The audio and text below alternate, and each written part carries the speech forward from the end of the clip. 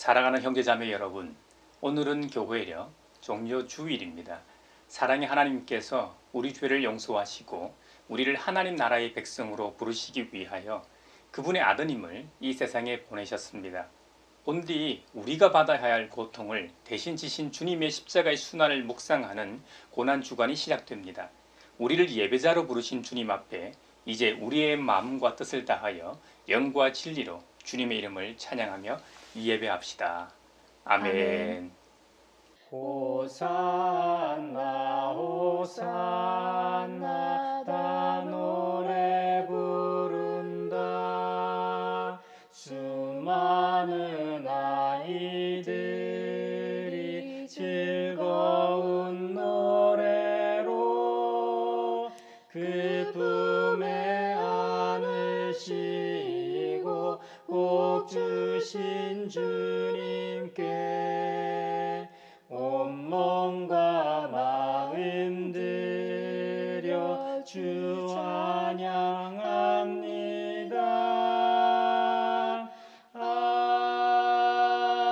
아멘. 주님, 나를 긍휼히 여겨 주십시오. 나는 고통을 받고 있습니다. 울다 지쳐 내 눈이 시력조차 잃었습니다. 내 몸과 마음도 활력을 잃고 말았습니다. 나는 슬픔으로 힘이 소진되었습니다. 횟수가 탄식 속에서 흘러갔습니다. 근력은 고통 속에서 말라버렸고 뼈마저 녹아버렸습니다. 나를 대적하는 자들이 한결같이 나를 비난합니다. 이웃 사람들도 나를 혐오하고 친구들마저도 나를 끔찍한 것 보듯 합니다. 거리에서 만나는 이마다 나를 피하여 지나갑니다. 내가 죽은 사람이라도 된 것처럼 나는 사람들의 기억 속에서 잊혀졌으며 깨진 그릇과 같이 되었습니다. 많은 사람이 나를 비난하는 소리가 들려옵니다. 사방에서 협박하는 소리도 들립니다. 나를 대적하는 사람들이 함께 모여 내 생명을 빼앗으려고 음모를 꾸밉니다. 누가 뭐라고 해도 나는 주님만 의지하며 주님이 나의 하나님이라고 말할 것입니다. 내 앞날은 주님의 손에 달렸으니 내 원수에게서 내 원수와 나를 박해하는 자들의 손에서 나를 건져 주십시오. 주님의 환한 얼굴로 주님의 종을 비추어 주십시오. 주님의 한결같은 사랑으로 나를 구원하여 주십시오. 주 달려 죽은 십자가 우리가 생각할 때에 세상에 속한 욕심을 헛된 줄 알고 버리네.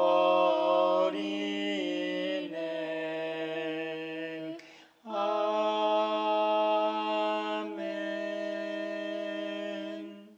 주님 안에서 한 식구된 형제자매 여러분, 지극히 높으시고 거룩하신 하나님 앞에 겸손히 엎드려 참 마음으로 우리의 죄를 자복하고 회개함으로써 새로운 말씀을 받읍시다. 용서하신다는 말씀을 의지하여 우리 죄를 고백하오니 용서하시는 하나님이시며 은혜로우시며 긍휼히 여기시며 더디 노하시며 인자가 풍부하신 하나님, 우리 죄를 용서하시고 모든 불의에서 우리를 깨끗하게 해주시옵소서. 주여 주 예수여 저를 기억해 주소서. 주여 주 예수여 당신 나라 임하실 때 주여 주 예수여 저를 기억해 주소서. 주여 주 예수여 당신 나라 임하실 때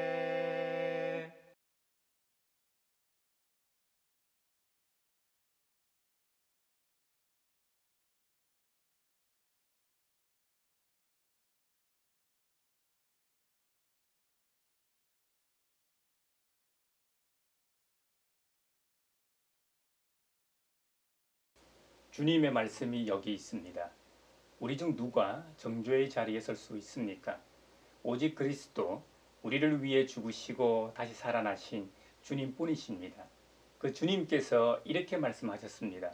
나도 너를 정죄하지 아니하노니 가서 다시는 죄를 범하지 말라고 약속하신 우리 아버지 하나님께서 여러분의 죄를 용서하셨음을 주님의 이름으로 선언합니다. 아멘. 찬미하여라 오 나의 영혼아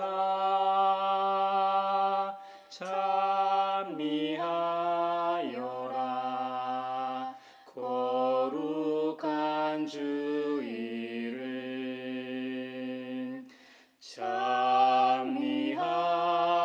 찬미하여라 오 나의 영혼아 찬미하여라 거룩한 주 이름. 오늘 우리에게 주신 구약의 말씀은 이사야 50장 4절에서 9절 상반절 말씀입니다. 하나님의 말씀에 경청하십시오. 주 하나님께서 나를 학자처럼 말할 수 있게 하셔서 지친 사람을 말로 격려할 수 있게 하신다. 아침마다 나를 깨우쳐 주신다.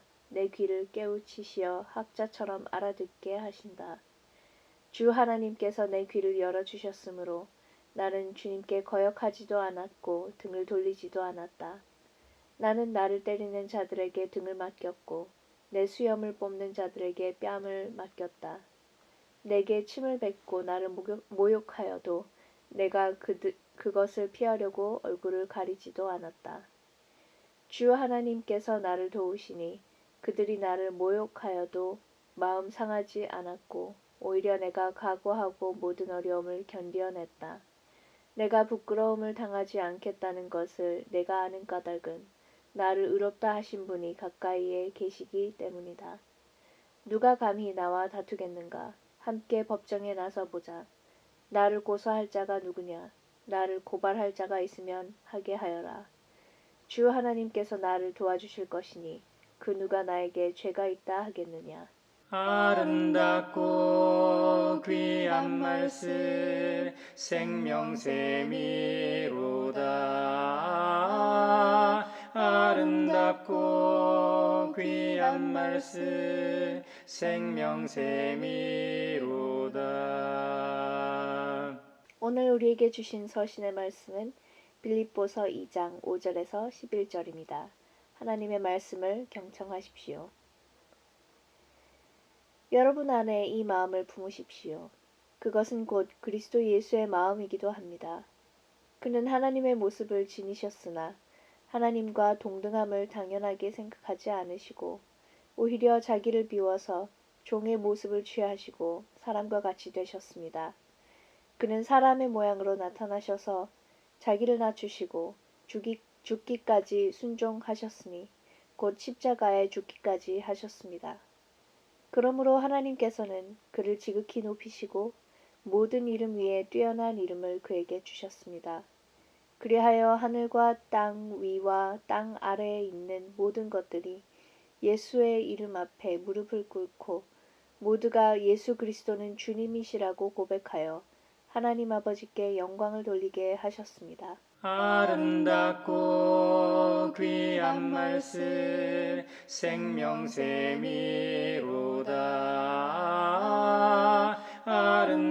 아름답고 귀한 말씀 생명샘이로다.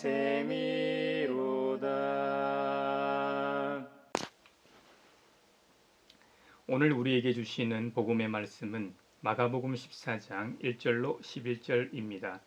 주님의 말씀을 경청하십시오. 유월절과 무교절 이틀 전이었다. 그런데 대제사장들과 율법학자들은 어떻게 속임수를 써서 예수를 붙잡아 죽일까 하고 궁리하고 있었다.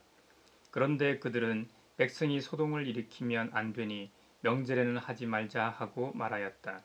예수께서 베다니에서 나병 환자였던 시몬의 집에 머무르실 때에 음식을 잡수시고 계시는데 한 여자가 매우 값진 순수한 나드 향유 한 옥합을 가지고 와서 그 옥합을 깨뜨리고 향유를 예수의 머리에 부었다.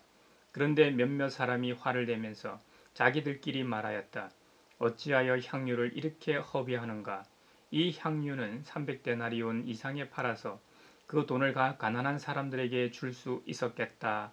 그리고는 그 여자를 나무랐다. 그러나 예수께서 말씀하셨다.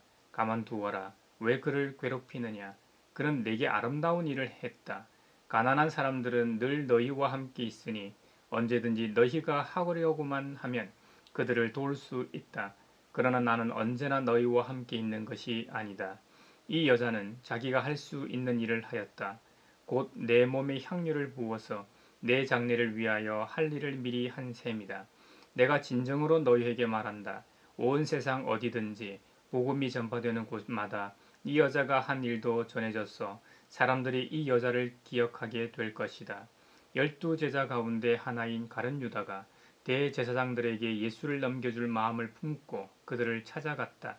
그들은 유다의 말을 듣고서 기뻐하여 그에게 은돈을 주기로 약속하였다. 그래서 유다는 예수를 넘겨줄 적당한 기회를 노리고 있었다.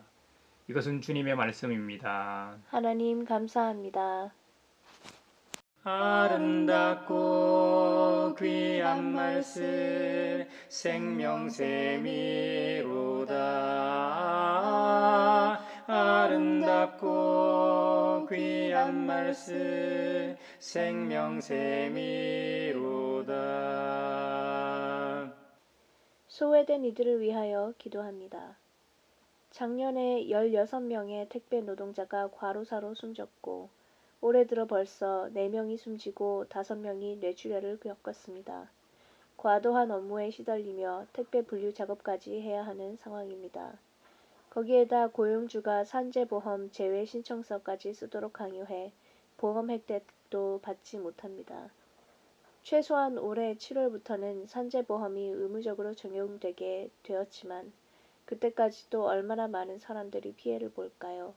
그리고 과도한 업무로 숨진 뒤에 산재보험이 무슨 위로가 될까요?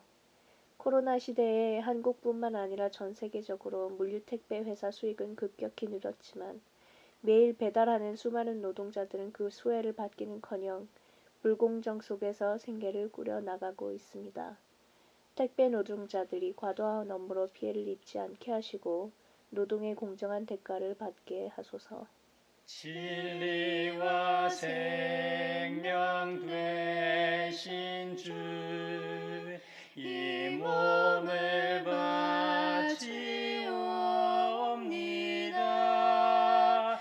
믿음과 소망 사랑에 한마음 되게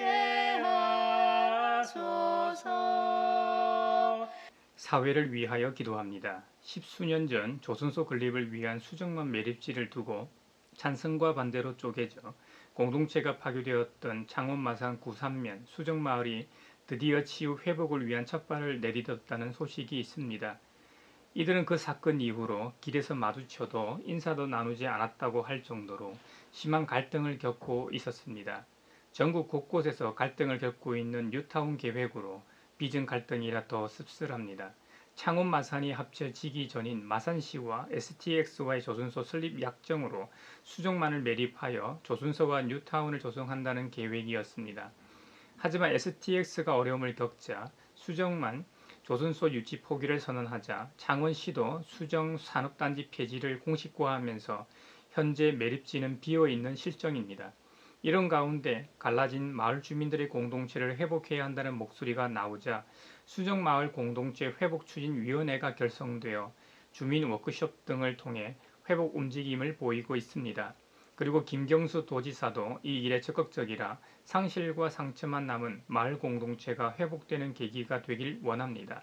그리고 이러한 회복의 물결이 전국으로 확산되어 곳곳에서 분열이 봉합되고 하나 되는 역사가 있게 하소서. 진리와 생명 되신 주, 이 몸을 바치옵니다. 믿음과 소망 사랑에 한마음 되게 하소서. 세계 평화를 위하여 기도합니다. 계속해서 미얀마를 위해 기도합니다. 이번 주 토요일 미얀마 군인의 날에 90명 이상이 미얀마 군대의 총탄에 맞아 숨졌습니다. 2월 1일 군부 쿠데타 이후 가장 많은 시민들이 숨진 것입니다. 그런데 최근 미얀마에 진출한 포스코와 한국의 중소기업들이 미얀마 군부의 돈줄이 되어주고 있다고 비난받고 있습니다. 물론 구체적인 사업 연관성은 단순하지 않습니다. 그리고 위태로운 상황에서 미얀마의 사업을 꾸려가고 있는 많은 소규모 사업인들은 쉽게 삶의 터전을 포기할 수 없을 것입니다. 그러나 이런 잔혹한 군부를 간접적으로라도 지지하는 상황에 있다면 한국과 다른 해외 기업들은 양심의 귀 기울이고 용기를 내어 옳은 길을 택할 수 있게 하소서. 진리와 생명 되신 주, 이 몸을 바치옵니다. 믿음과 소망 사랑에 한마음 되게 하소서.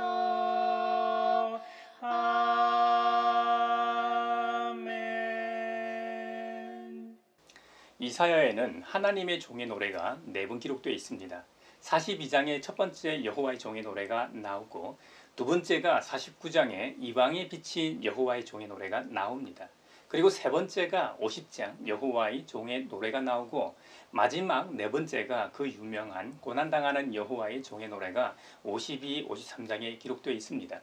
오늘 본문은 세 번째 여호와의 종의 노래입니다. 이사야가 기록했다고 알려진 이사야서는 총 66장으로 구성되어 있습니다. 제가 여러 차례 언급했습니다만 66장은 같은 시기에 기록된 것이 아닙니다. 그것도 한 사람이 자신의 일대기 가운데 어느 시점에서 기록한 정도가 아니라 아예 수백 년의 차이가 있습니다. 그러므로 다른 저자가 기록한 것이 분명하지요. 이사야는 대표적인 선지자로서 그 대표성을 지니는 것이죠. 주전 BC 8세기에 예루살렘을 배경으로 1장부터 39장이 기록되었고 이것은 우리가 알고 있는 이사야 선지자가 기록한 것입니다. 그리고 40장부터 55장은 역사적 배경이 바벨론 포로 시기입니다. 그 말은 남북 이스라엘이 모두 멸망한 이후라는 말입니다.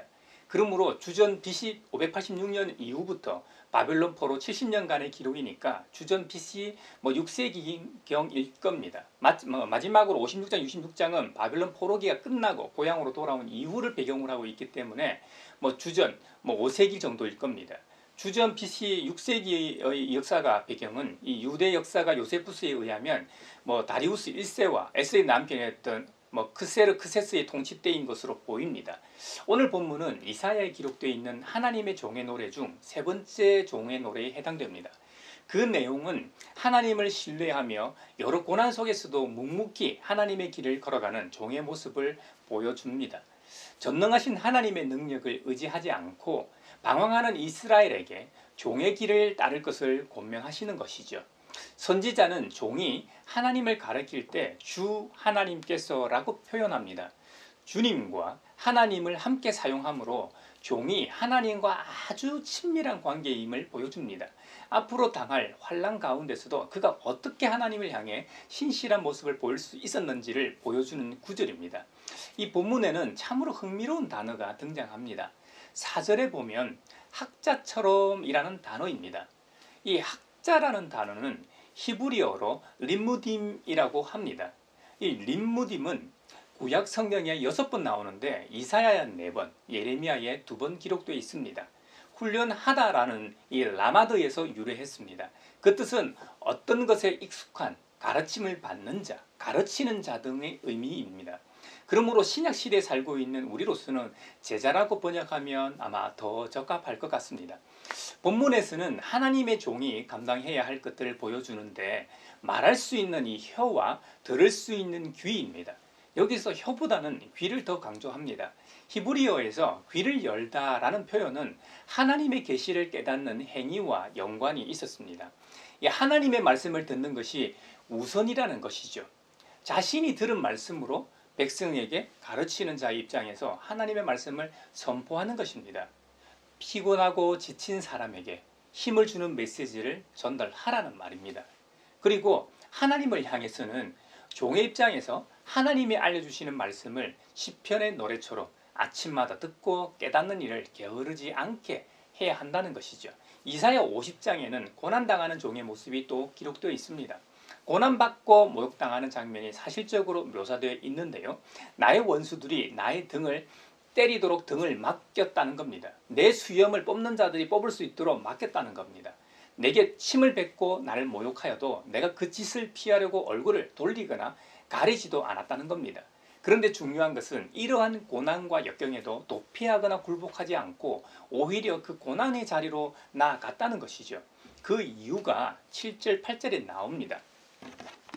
주 하나님께서 나를 도우시니 그들이 나를 모욕하여도 마음 상하지 않았고 오히려 내가 각오하고 모든 어려움을 견뎌냈다. 내가 부끄러움을 당하지 않겠다는 것을 내가 아는 까닭은 나를 의롭다 하신 분이 가까이에 계시기 때문이다.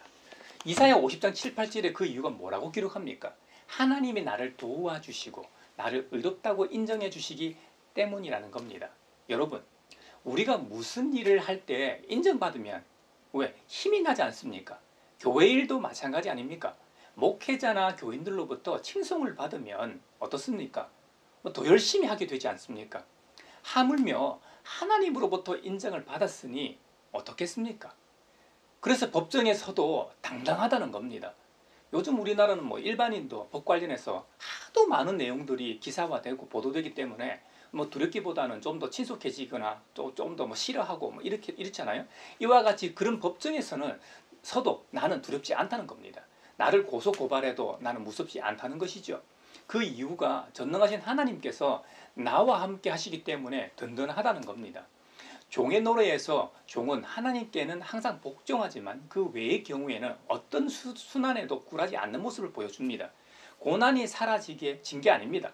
여기서 종은 자신이 당하는 고난의 상황이 아직도 자신 앞에 존재하고 조금도 사라지지 않았지만 그럼에도 불구하고 하나님께서 자신을 도와주실 것이며 자신이 부끄러움을 당하지 않게 하실 것이라고 확신하고 있습니다. 이러한 확신은 처음 시작할 때 보여줬던 바로 주 하나님이라는 호칭적 관계 때문일 겁니다. 그 누구보다도 친밀한 관계이기 때문에 걱정 없다는 말입니다. 세 번째 종의 노래에서 자신을 내어주는 모습이 마가복음 14장에 자세히 기록되어 있습니다. 예수님의 십자가 순환과 관련된 음모가 집중되어 있는데요. 먼저 6월절 이틀 전에 대제사장들과 율법학자들은 어떻게 속임수를 써서 예수를 붙잡아 죽일까 하고 궁리하고 있었다는 내용으로 마가복음 14장은 시작합니다. 다만 백성들이 소동을 일으키면 안 되기 때문에 명절에는 하지 말기로 계획합니다. 당시 종교 지도자들이 예수를 죽일 음모에 이어 향유 여인 사건이 등장하고 예수님의 12제자 중 회개를 담당했던 가룟 유다의 배반이 또 이어집니다. 그리고 조촐하지만 평소와는 좀 다른 최후의 만찬이 이어집니다. 그리고 예수님께서는 나의 순환으로 너희는 모두 넘어질 것이다 예언하십니다. 베드로가 그 말을 듣고 호기롭게 모두가 걸려 넘어질지라도 본인은 절대로 안 넘어진다고 호언장담하지만 우리 모두가 다 알다시피 그는 저주하며 3번이나 배반하게 됩니다. 수석 제자 베드로의 배반 예언 이후 겟세마네 동산에서 땀이 피가 되어 떨어지도록 간절히 기도하시는 장면이 이어집니다. 기도 중 예수님께서는 가룟 유다가 이끌고 온 이 병사들로부터 체포되어 의회 앞에 서게 됩니다. 대제사장의 집 앞마당에서 신문 중 예수님의 예언대로 베드로는 3번이나 부인하면서 마가복음 14장의 긴 이 72절이 마무리됩니다. 종의 노래처럼 예수님은 우리를 위해 자신을 내어주시지만 예수님을 둘러싼 인물들의 여러 면을 보게 됩니다. 믿음이 없는 이들은 처음부터 자신들의 기득권을 지키기 위해 예수님을 제거의 대상으로 보았습니다. 예수님 공생의 기간 동안 사사건건 맞으며 논쟁을 이어가게 됩니다. 결국 십자가에 못 박는 일까지 저지르게 됩니다. 믿음이 있는 사람들 중에서도 자신의 말과는 다르게 행동한 이들이 적지 않았습니다. 3년 동안 예수님을 따라다녔던 12명의 제자들은 어떻습니까? 한 명은 예수님을 돈 몇 푼의 스승을 팔아버렸습니다. 그리고 다혈질이었던 수제자는 호언장담했지만 결국 그도 예수님의 예언대로 3번이나 부인하고 저주하여 그 위기를 모면하게 됩니다. 반면 이름 모를 한 여인은 매우 값진 향유인 순전한 나드 한 옥합을 가져옵니다. 그리고 그 향유를 깨뜨려 예수님의 머리에 붓습니다. 나드는 인디아산 식물의 뿌리에서 채취한 아주 고급 향유라고 얘기합니다. 대개는 1회분이 알라바스트라고 만들어진 작은 용기에 들어 있었다고 합니다. 여기에 담겨진 나드 향을 그 알라바스트를 깼을 때 한 번 사용할 수 있을 만큼의 양이었습니다. 그 가격은 대략 300데나리온이라고 넘었다고 합니다. 당시 일용 근로자의 하루 일당이 1데나리온 정도였으니까 이 여인이 깨뜨려 예수님께 부은 나드를 사려면 1년 내내 일해서 받은 돈을 모아 산 것일 겁니다. 국내 노동자가 하루 10만 원 정도 번다고 치면 약 3천만 원 정도 하는 거액입니다. 적어도 이 여인의 행위는 가장 귀한 것을 내놓아도 전혀 아깝지 않은 사랑의 마음에서 나온 것임에 틀림없었습니다. 반면 이 여인의 행위를 나무라는 가룟 유다의 행위는 선행을 간장한 이 질투와 시기일 겁니다. 그의 주장이 맞으려면 그는 은 30에 스승을 팔지 말았어야 합니다. 그런데 그는 그 돈 때문에 스승을 배신하지 않았습니까? 그래서 이 사도 바울은 우리에게 권면하기를 너희 안에 이 마음을 품으라고 강조합니다. 형제자매 여러분, 여러분 안에 그리스도 예수의 마음을 품으십시오. 우리가 품고 닮아야 하는 예수님은 이런 분이십니다. 그분은 창조주 하나님의 모습을 지니셨으나 하나님과 동등함을 당연하게 생각하지 않으셨습니다. 오히려 자기를 비워서 종의 모습을 취하시고 사람과 같이 되신 분이십니다. 그것을 기독교에서는 성육신 하셨다고 말합니다. 성육신 하신 예수님은 자기를 낮추시고 죽기까지 순종하셨습니다. 그분의 죽음은 잘 알려진 대로 십자가에서의 죽음입니다. 그러므로 하나님 아버지께서는 예수님을 지극히 높으시고 모든 이름 위에 뛰어난 이름을 예수님에게 주셨습니다. 그리하여 하늘과 땅 위와 땅 아래에 있는 모든 것들이 예수님의 이름 앞에 무릎을 꿇고 모두가 예수 그리스도는 주님이시라고 고백하게 된 것입니다. 저와 여러분, 우리가 하나님의 아드님이신 예수님을 나의 주님, 나의 하나님으로 고백하며 경배할 때 하나님 아버지께 영광이 된다고 바울 사도는 빌립보 교회에 보내는 편지에서 설명하고 있습니다. 빌립보는 바울 당시 소아시아에서 넘어갈 때 마게도니아의 관문 도시였습니다. 바울의 선교 여행은 처음부터 끝까지 성령님의 인도로 가능했습니다. 그렇다 하더라도 이방인의 사도로서 부르심을 받은 이 바울이 한 것이 아무것도 없는 것은 아닙니다.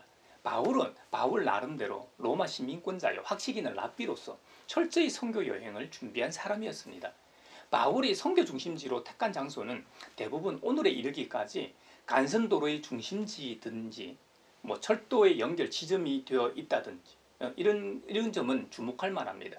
빌립보도 바로 이런 지정학적 위치에 있는 도시였습니다. 빌립보 근처에는 금과 은을 캐내는 광산이 있어서 옛날 페니키아인 시대까지 흥성한 곳이었다고 얘기가 전해지고 있습니다. 그 고대 세계의 상업 도시 중심이었겠죠. 옛날 알렉산더 대왕의 아버지 빌립이 전략적 목적에 건설한 도시이기도 했습니다. 이것이 빌립보라는 이름이 명명되게 된 이유입니다. 아시아와 유럽, 동과 서를 구분하는 구릉지대가 있었기도 했습니다.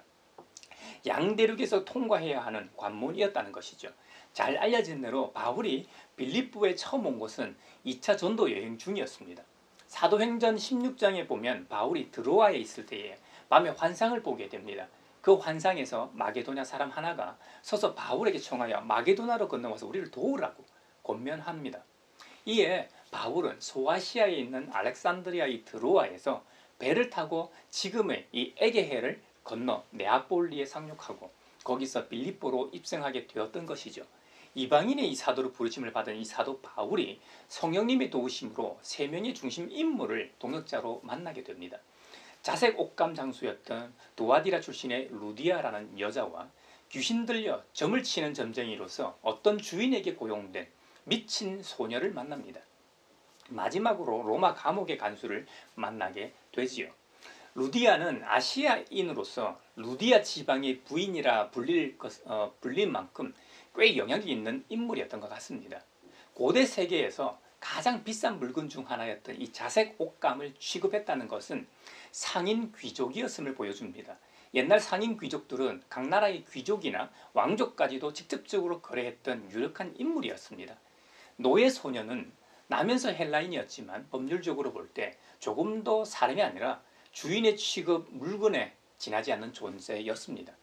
간수는 로마 시민으로 그 직업상 로마 중류 계급에 속한 공무원이었습니다.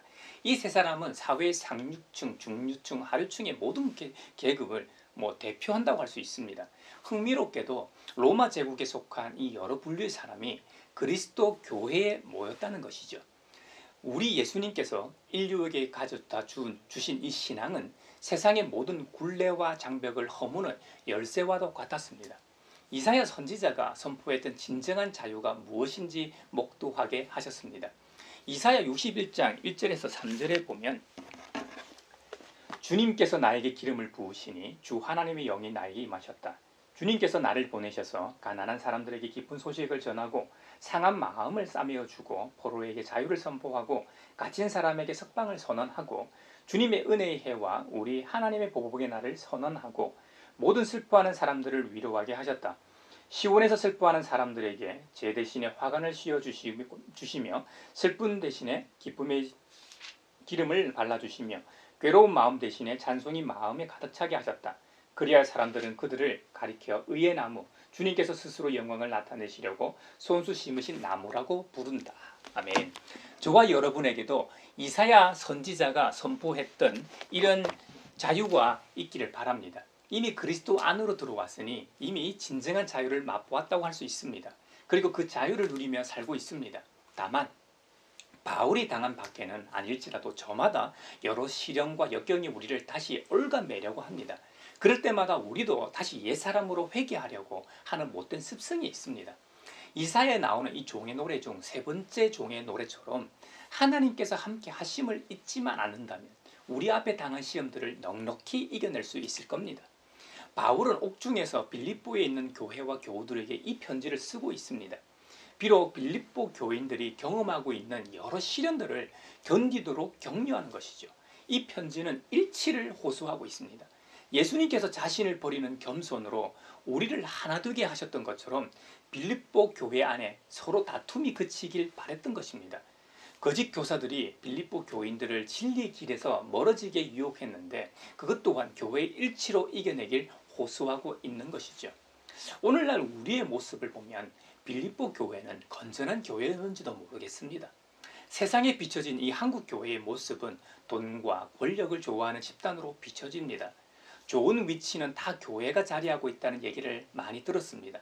교회 개척이나 재건축을 할 때 입지 조건을 엄청 따지는 게 사실입니다.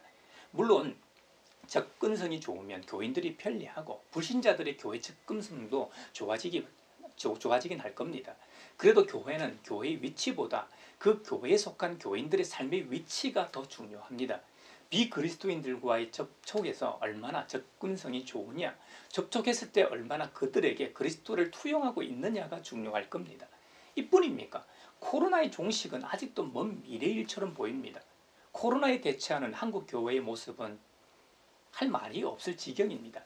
이런 일에 교단 교파가 워낙 많다 보니 대처하는 모습에서도 천지 차이입니다. 그러니 교회가 한 목소리를 내지 못하니 교회의 일치를 외쳤던 바울이 보면 뭐라고 하겠습니까? 무엇보다 요한복음 17장에서 제자들의 하나됨을 위해 중보하셨던 우리 주님의 기도가 무색해져 앞으로 주님 만날 때 뭐라고 변명해야 할지 모르겠습니다. 그래서 사도 바울은 여러분 안에 이 마음을 품으십시오. 그것은 곧 그리스도 예수의 마음이기도 합니다. 라고 권면하는 것입니다. 사실 우리가 그 마음을 품으면 정말 좋죠. 우리 스스로 작심하고 이제부터 주님의 마음을 담고 품었다고 한들 그게 그렇게 됩니까?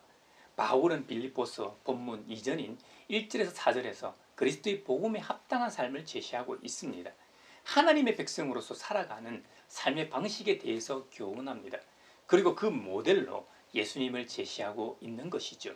5절에서 1절은 어떻게 해서 예수님께서 하나님의 백성이 살아가는 삶의 모범이 될 수 있었는지를 설명하는 것이죠. 원어 성경에서 마음을 품으십시오는 프로네이테입니다. 생각하다, 마음에 두다를 뜻하는 프로네오의 명령형으로 너희는 생각하라, 마음에 두라입니다. 바울이 빌립보 교인들에게 생각하라고 마음에 두라고 권면하고 있는 것은 1절에서 4절에 언급한 겸손한 태도와 마음을 가리킵니다. 빌립보서 2장 2절에서 4절을 한번 보겠습니다. 여러분은 같은 생각을 품고 같은 사랑을 가지고 뜻을 합하여 한 마음이 되어서 내 기쁨이 넘치게 해 주십시오. 무슨 일을 하든지 경쟁심이나 허영으로 하지 말고 겸손한 마음으로 하고 자기보다 서로 남을 낮게 여기십시오. 또한 여러분은 자기 일만 돌보지 말고 서로 다른 사람들의 일도 돌아보아 주십시오. 아멘. 말이 쉽지 이게 어디 가능한 일입니까? 그래서 바울은 이런 일은 주님께서 자기 희생하심으로 이미 하셨기 때문에 우리는 주님을 믿고 품기만 하라는 겁니다. 물론 주님을 믿고 품으면 그렇게 살기 위해 부단히 노력하게 되기 마련입니다. 왜 예전에 제가 들었던 얘기 중에 어느 집사님이 앵무새 2마리를 사와서 하나는 자신들이 키우고 또 한 마리는 목사님 댁에 갖다 줬다고 합니다. 앵무새는 말을 할 줄 아는 것으로 유명하지 않습니까? 그런데 집사님의 앵무새가 욕을 하게 됐다는 겁니다. 그 집에서 계속 쓰는 용어가 그랬겠죠. 그래서 목사님 댁 앵무새와 함께 있게 하면 착하고 좋은 말을 하겠지 하고 목사님께 부탁하고 앵무새를 목사님 댁에 일주일간 맡겼다는 겁니다. 그런데 목사님 댁의 앵무새도 욕을 배웠다는 것이죠. 바울이 하고자 하는 말도 이것입니다. 누구를 본받고 따르느냐에 따라 그 사람의 말과 행동이 달라진다는 겁니다. 그러므로 우리가 누구를 따라야 하겠습니까? 주님의 마음을 품어야만 가장 큰 계명인 내 이웃을 내 자신과 같이 사랑하라는 말씀도 가능하게 되는 것입니다. 오늘 우리는 이사야의 종의 노래를 통해 어떤 시련에도 그 길을 묵묵히 가는 종의 모습을 통해 한 수 배웠습니다. 우리 주님 같은 그런 사람은 또 없죠. 그는 하나님이 나를 도와주시고 나를 의롭다고 인정해 주시기 때문에 하나님만을 의지하고 신뢰했기에 그 시련을 넉넉히 감당했다는 것이죠. 우리가 종의 노래처럼 살 수만 있다면 얼마나 좋을까요? 하지만 인생을 살다 보면 그게 그렇게 쉽지 않습니다. 마가복음 14장에서 등장 인물들을 통해 우리가 알 수 있는 것은 종의 노래에서 등장하는 예수님을 만났음에도 불구하고 다른 모습으로 행동하는 사람들을 또한 만난다는 점입니다. 우리 스스로 하려고 한다면 분명히 실패할 수밖에 없습니다. 그래서 사도 바울은 우리 안에 그리스도 예수의 마음을 품으라고 권면합니다. 사랑하는 형제자매 여러분, 저와 여러분도 이 세상에 유일무이한 존재로서 우리 자신과 같은 사람은 없습니다. 저와 여러분의 마음에 우리 주님의 마음을 품으십시오. 그리하여 하나님이 기뻐하시고 인정하시는 사람이 되길 바랍니다. 그리고 종료 주일인 오늘부터 시작하는 고난 주간을 승리하는 은혜의 한 주간이 되시길 바랍니다.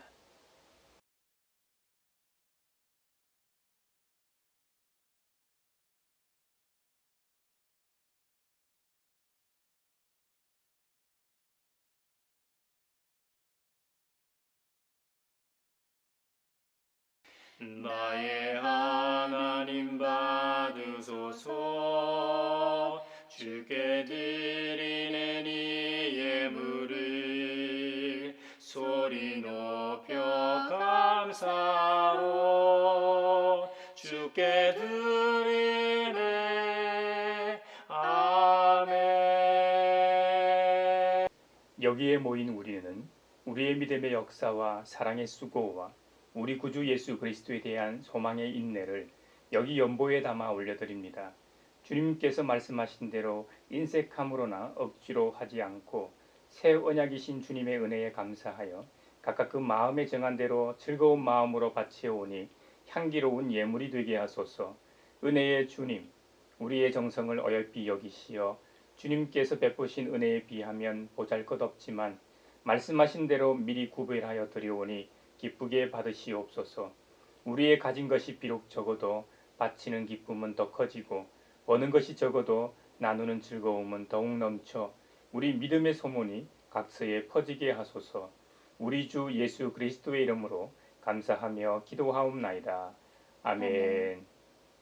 주모 박힌 언덕 위에 생명의 문 열렸네.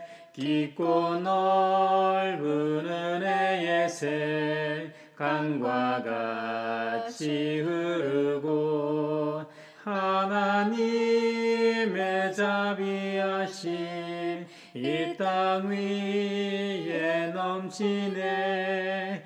평강의 왕 주님 예수 세상 죄 구속했네.